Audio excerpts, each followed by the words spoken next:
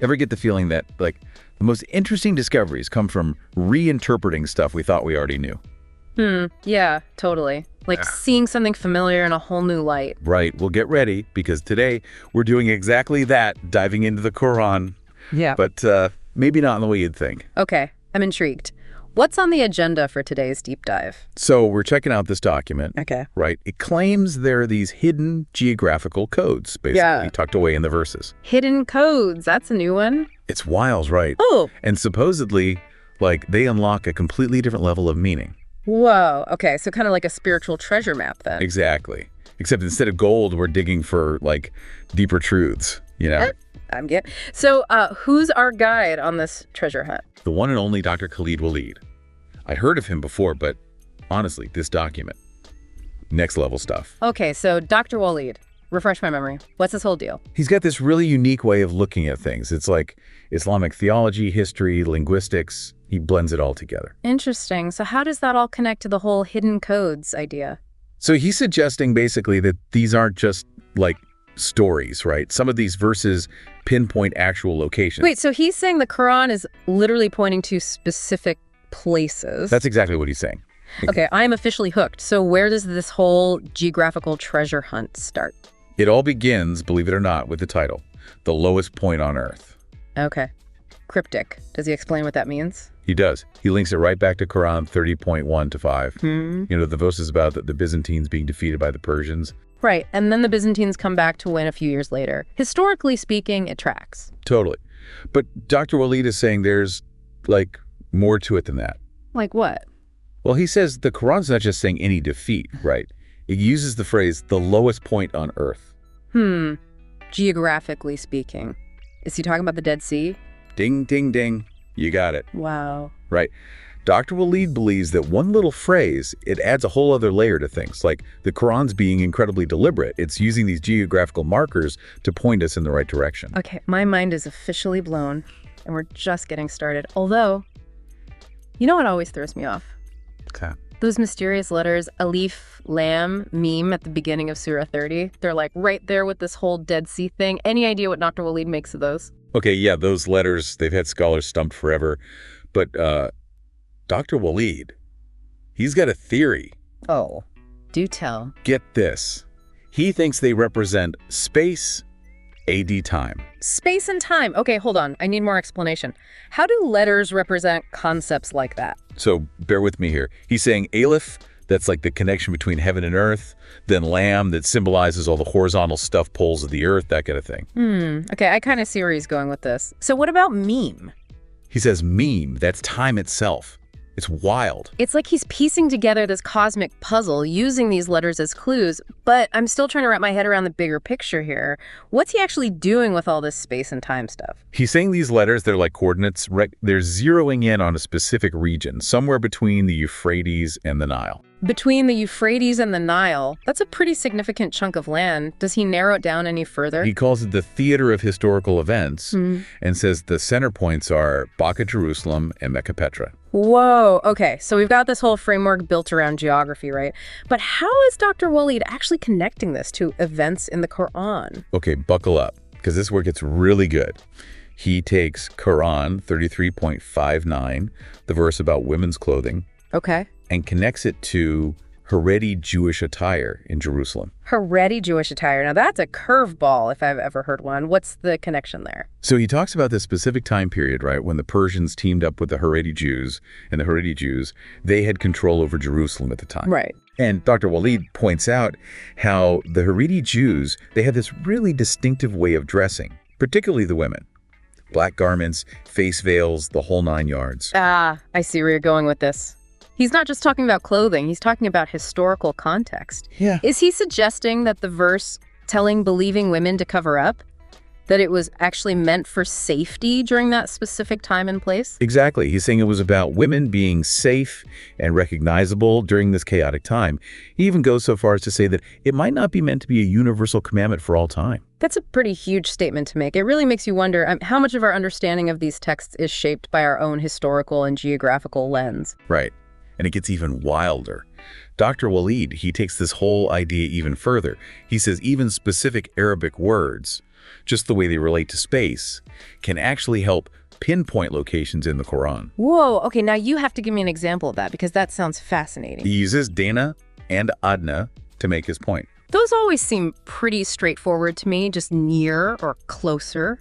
What else is there to them? Well, that's what I thought too, right? But Dr. وليد, he digs into the root meaning of those words, and he connects them to the idea of low points. And not just physically low, but like metaphorically too. Yeah. Okay, hold on. Physically and metaphorically.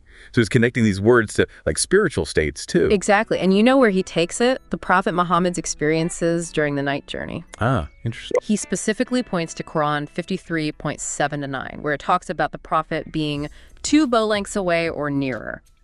The words Dana and Adna are right there. So he's saying those words, they're like clues. Right. Yeah. Like the prophet wasn't just close to something spiritually. He was literally at a low point geographically. You're catching on quick.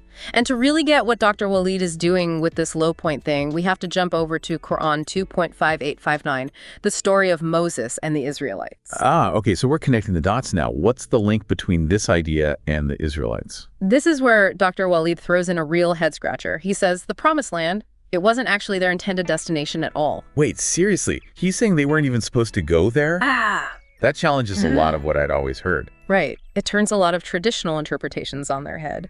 But he's got a reason for saying it. He points to the Israelites and their obsession with certain foods. Oh, right. They were always asking for specific things, weren't they? Yeah. Didn't they complain about the manna? Exactly. So Dr. وليد, he zeroes in on that. In Quran 2.61, it lists the foods they were craving. Herbs, cucumbers, garlic, lentils, onions, that kind of thing. And he's saying those specific foods, they're significant. He thinks they're proof that the Israelites were longing to go back to a specific place, a forbidden land, if you will. You mean like a metaphorical low point? You got it.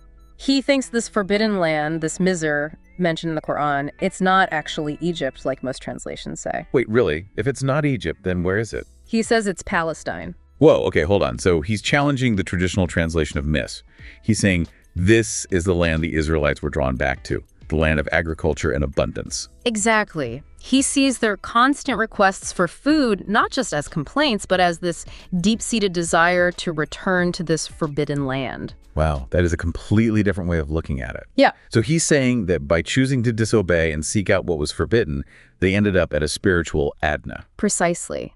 And that's what makes Dr. وليد's work so fascinating. He takes these seemingly random things, language, geography, historical events, and weaves them together to create this totally new perspective. And it's not even just the big picture stuff. He uses the smallest detail. Right. Like the crops. It's like Yeah. he's saying, hey, pay attention to those seemingly insignificant details. There's a reason those specific things are mentioned. He does not miss a trick. But you know what?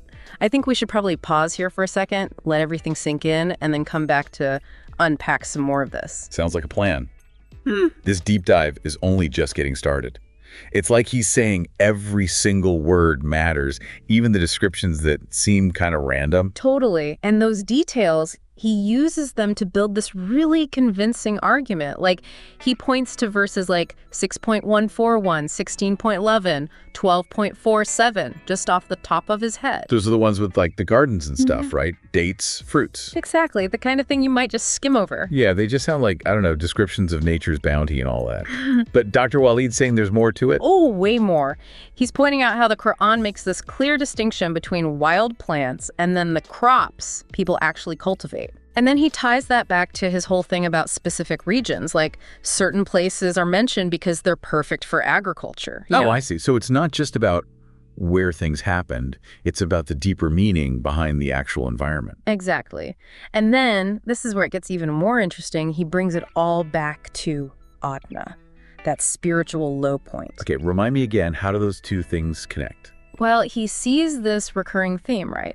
When people stray from the path, from what Allah has set out for them, it often involves seeking out these forbidden crops, these places they're not supposed to go. It's like that idea of you are what you eat, but on a spiritual level. Yes. It's not just about physical sustenance, it's about what we choose to nourish our souls with. Okay, yeah, that adds a whole other layer to the lowest point thing, doesn't it? It's not just a place or a time, it's this whole state of being. Exactly. And that, I think, is at the core of what Dr. وليد is trying to do. This isn't just some intellectual exercise, you know? He's seriously passionate about getting people to engage with the Quran on this deeper level. It's like he's saying, don't just accept what you've always been told. Question things. See for yourself. Yes. And he's not afraid to be provocative either. He even questions the whole thing about where Mecca actually is. Wait, seriously? He's challenging the location of Mecca. Oh, yeah. He says the Mecca in the Quran, it's actually Mecca Petra over in Jordan. Wow, okay. He's definitely not shying away from controversy. Sure. Not at all. But that's what I find so engaging about his work. He's not telling you what to think. He's just laying out the evidence and saying, hey, this is what I found. Now go explore for yourself. It's a very different approach to like studying these ancient texts, you know. Most scholars aren't like that. I know, right? But Dr. وليد, he even talks about how he came to these conclusions. It wasn't like, boom, sudden revelation. He spent years studying, reflecting, refining his own understanding. So it's a process. He's not claiming to have all the answers. Exactly. And I think that's a really important message in itself. Like, understanding isn't this destination you arrive at. It's an ongoing journey. I like that. So he's not saying this is the only way to interpret this. He's saying, this is what I found. Now go find your own truth. Yeah. He even uses this really strong language, like urging people to abandon the den of Satan and return to Allah. Whoa, okay, so he's not messing around. What's he getting at with that kind of language?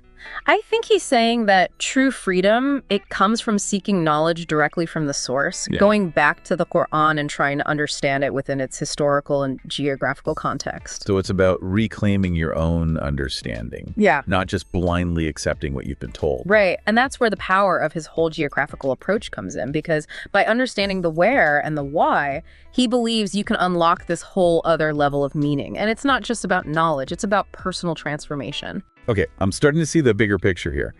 It's like he's saying, if you really want to understand this, you have to go beyond just the words on the page. You have to see the world through this different lens. Yes. He's basically saying, I've found this hidden dimension within the text, and I'm inviting you to come explore it with me. And who could resist an invitation like that? But okay, before we get too far ahead of ourselves, let's bring it back to what we've covered today. Sounds like a plan. Gotta pace ourselves, right? So we've been on this whole journey with Dr. وليد, right? Seeing the Quran through this whole new lens, lowest points, hidden meanings, those forbidden crops. It's a lot to take in. It really is. And, you know, it makes you think. Exactly. Like with all this new stuff swirling around in my head, what are we supposed to do with it all? What's the takeaway from all of this, you know? That's the million-dollar question, right? For me, I think it comes down to this. Dr. وليد is showing us that interpretation, it's not set in stone. Like, we can't just accept what we've always been told. We have to actually engage with these texts. It's like he's saying, don't just read the words, unpack them, figure out what they mean to you. Yes. And remember, there's always more to learn. Always another layer to uncover. Which is kind of exciting, Yeah. but also a little daunting, right? Like, where do we even begin if we want to try this whole geographical lens thing ourselves? Well, that's the beauty of it, right? He's not giving us a step-by-step guide. It's about going on your own journey of discovery. Finding your own lowest points that lead to a greater understanding. Exactly. And for everyone, it's going to be different. The important thing is just to come to the text with an open mind.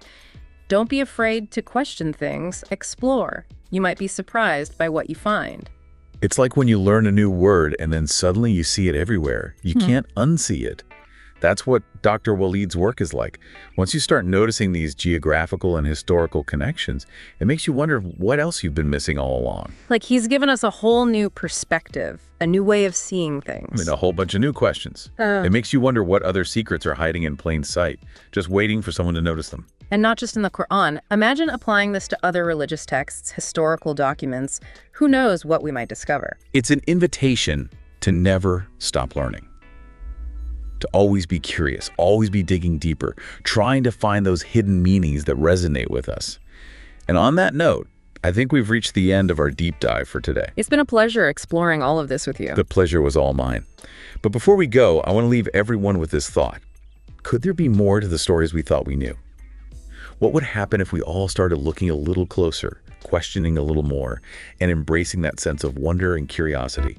Until next time, keep exploring, keep those questions coming, and most importantly, keep diving deep.